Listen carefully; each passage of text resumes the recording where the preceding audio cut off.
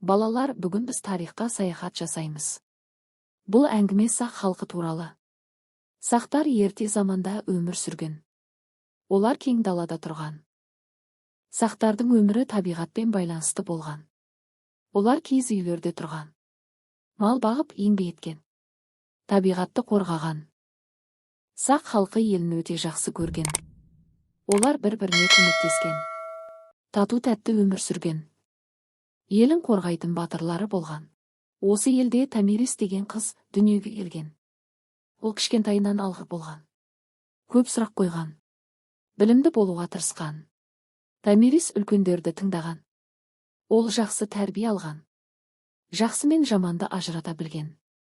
Ақылды болып өскен. Томирис ер жеткенде ел басқарған. Ол сақ халқының патшайымы болған. Халқы оны құрметтеген. Оған сенген.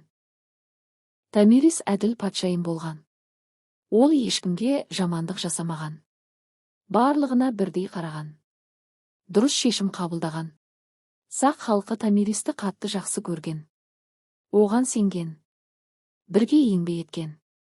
Бірге өмір сүрген. Томирис атқа мініп жүрген. Ол даланы аралаған. Елінің тыныштығын ойлаған. Халқын қорғауға дайын болған.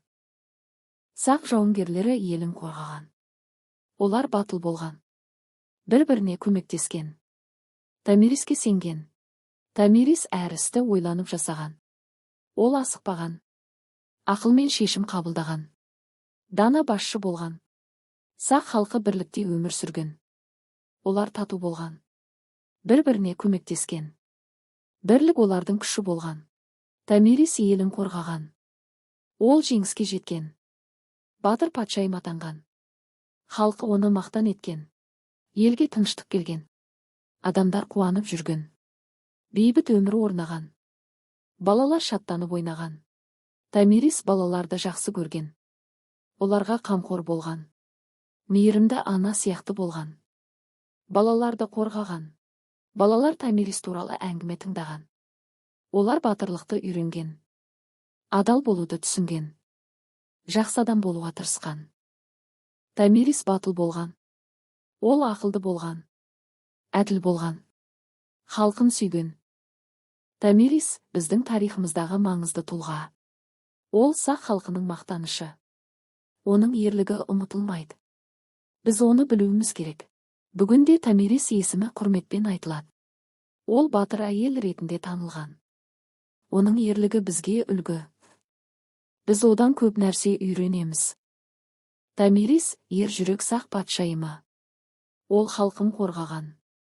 Ол әділ басшы болған. Біз Томиристі мақтан тұтамыз. Осымен балалар, сабағымыз аяқталды. Келесі сабақты көру үшін менің каналыма тіркеліп, лайк басып пікір жазуды ұмытпаңыз.